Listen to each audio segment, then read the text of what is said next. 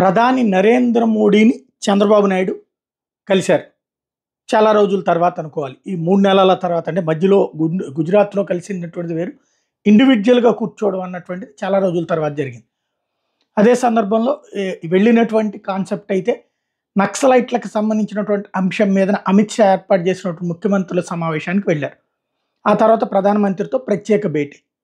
సహజంగా ప్రభుత్వం వైపు నుండి చెప్పేది పోలవరానికి సంబంధించి, అట్లాగే రైల్వే జోన్‌కు సంబంధించి, విశాఖ స్టీల్ ప్లాంట్‌కి సంబంధించి అని.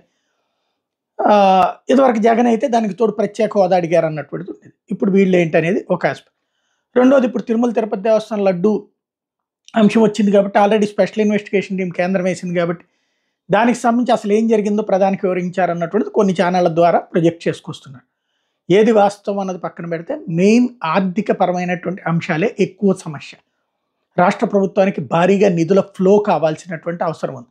ఎందుకంటే పూర్తి స్థాయి బడ్జెట్ ప్రవేశపెట్టడానికి కూడా ఇబ్బంది ఎదురవుతున్నటువంటి సిచ్యుయేషన్. కాబట్టి దాని మీదన ఎక్కువ కాన్సన్ట్రేషన్ ఉంటుందేమో అన్నది నా భావన.